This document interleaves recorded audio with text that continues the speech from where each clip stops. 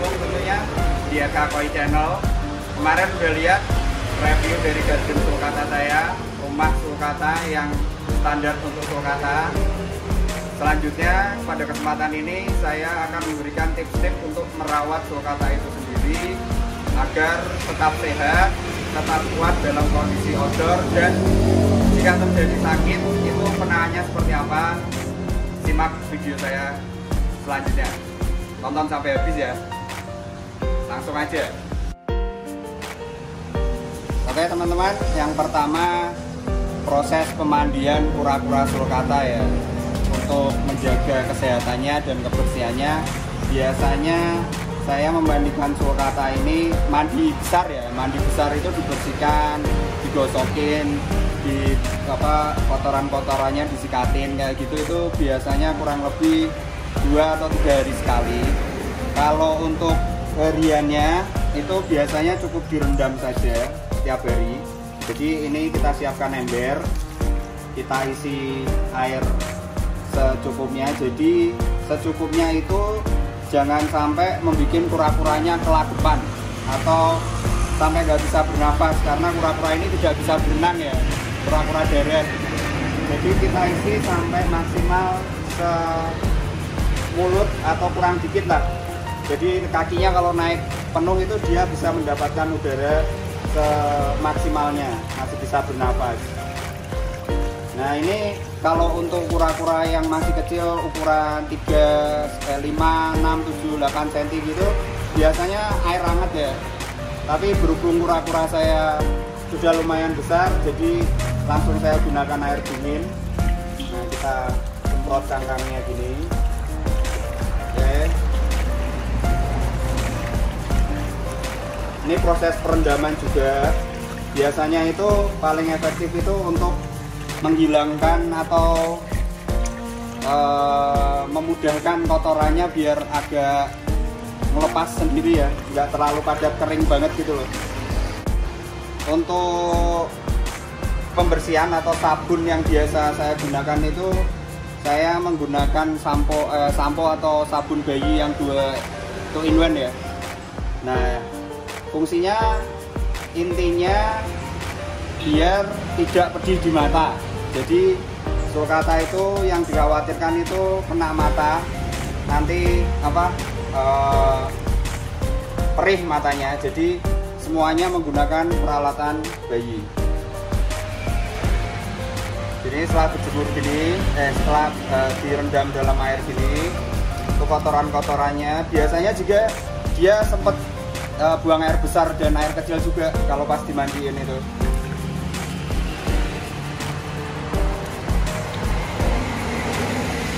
Kita kasih busa spons ya, kita bersihin.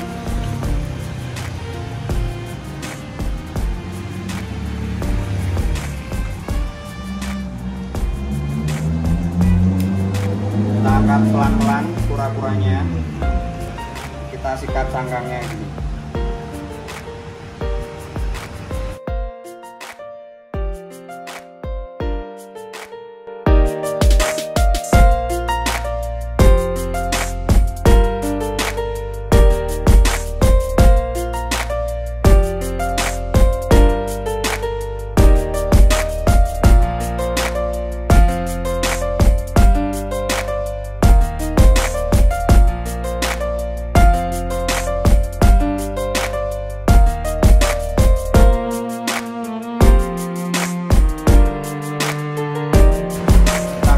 Lagi biar dia sempat untuk berendam sedikit lagi, lebih sebentar.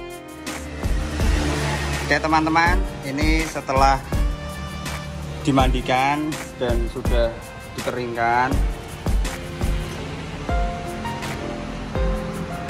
Untuk selanjutnya ya, saya menggunakan baby oil ini untuk melembabkan cangkangnya. Jadi asetnya kura-kura sulcata atau kura-kura darat, tortoise yang lain-lainnya itu pasti berada di dalam keindahan cangkangnya ya.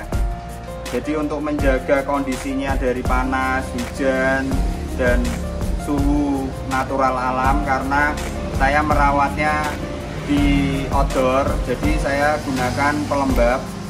Pelembab ini juga ada yang khusus buat kura-kura ya, tapi saya lebih prefer pakai yang dari bayi ini. Kita tuangkan dan kita oleskan secara merata dari atas sampai bawah untuk menjaga cangkangnya agar tidak cepat retak. Kalau kena panas lama, kena hujan gitu kan, biasanya kalau udah dewasa itu nanti dia mekrah-mekrah atau kayak ada kering-kering retakan gitu loh. Nah ini makanya buat menjaga saya kasih pelembab. Bawahnya juga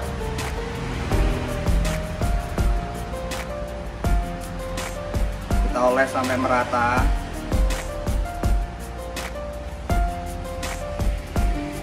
Kayak perawatan untuk anak bayi ya. Jadi perawatan yang saya gunakan itu dari perawatan obat-obat atau keperluan bayi manusia. Saya aplikasikan ke sini.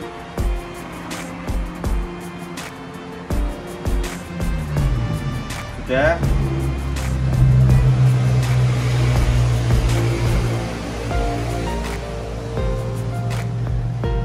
Selanjutnya untuk makanannya saya pakai sawi sendok atau sawi cesim ini dan pelet ya.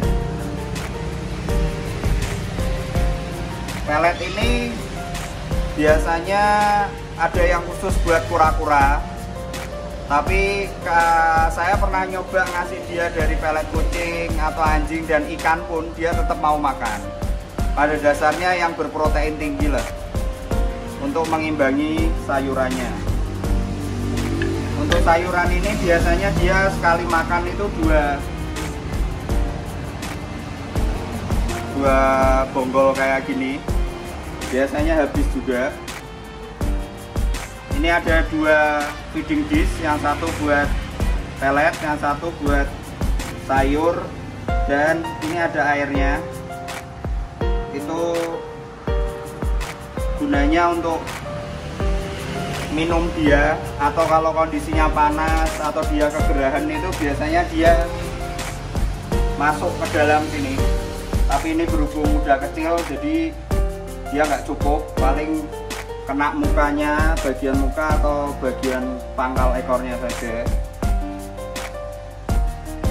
Itu biasanya efektif untuk kura-kura yang masih berukuran 8, masih kecil ya, 5 sampai 8 cm. Itu nanti airnya dikasih air hangat. Nah nanti biasanya buat berendam kayak gitu. Nah ini berhubung usia ukuran kura-kura saya sudah sulcatanya udah besar, jadinya saya pakai ember buat mandiin dia. Jadi lebih luas lah areanya. Untuk makan sehari 3 kali, biasanya ini pagi dan sore, dan ini hanya siangnya saja. Ini kura-kura ukurannya sudah 30 cm, itu saya rawat dari ukuran kecil 5-8 cm. Selama jadi segini itu kurang lebih 1,5 tahun ya, dengan perawatan yang baik tentunya. Bodinya sudah oke. Terus untuk pengobatan, biasanya kura-kura itu kalau nggak sakitnya flu atau luka-luka dari kakinya kena cangkangnya kayak gini, itu biasanya dia gores-gores gitu. Nah, itu kalau flu atau bersin-bersin itu biasanya saya gunakan obat manusia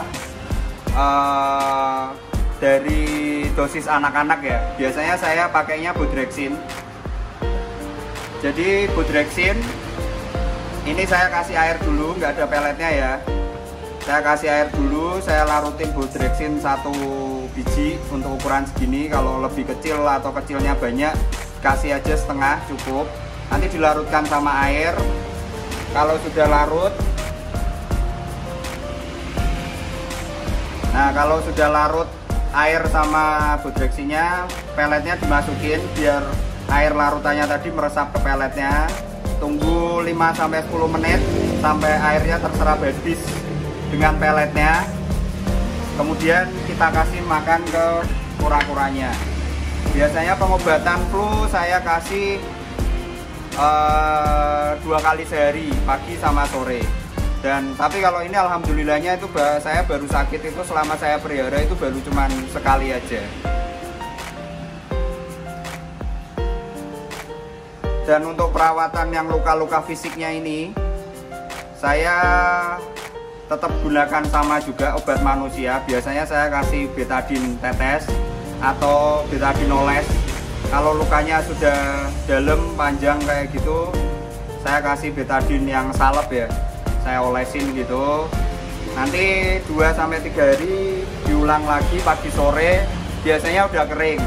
Nah selama ada luka fisik itu mandinya biasanya saya cuma ngelap pakai spons basah. Intinya hanya dibasahin aja biar dia seger aja, sama bersihin cangkang-cangkangnya saja. Lukanya jangan dikasih air ya, diusahakan nggak kena air biar lukanya cepat kering. Setelah itu yang terakhir untuk lapisan dalam rumah kura-kura atau kandangnya itu biasanya kalau ini kan langsung dari cor beton. Nah itu biasanya kalau kura-kuranya kecil itu kalau dia lagi makan naik gitu tiba-tiba jatuh, nah itu nanti dia cangkangnya muter gesek-gesek gini, terus dianya juga berusaha untuk membalikan badannya. Itu biasanya daerah sininya nanti tuh lecet-lecet. Nah untuk menjaga hal itu, saat dia masih usia 8 sentian masih kecil itu saya dulu pakai karpet hijau yang kotak-kotak buat kura-kura itu. Bisa juga dari rumput sintetis ya. Itu intinya ya sama aja buat menjaga biar nggak luka. Kalau kondisi kebalik kayak gitu tuh dia tidak terluka. Nah, tapi sekarang berhubung usianya sudah besar, dia kalau nggak naik sampai parah gini, dia jatuhnya itu sangat-sangat jarang. Soalnya saya juga ngerawatnya nggak full pengawasan, dan posisi kolamnya juga outdoor, kandang sulcatanya itu juga outdoor, jadi semaksimal mungkin diminimalkan untuk yang masih kecil-kecil atau masih sering balik-balik itu dikasih lapisan pengaman.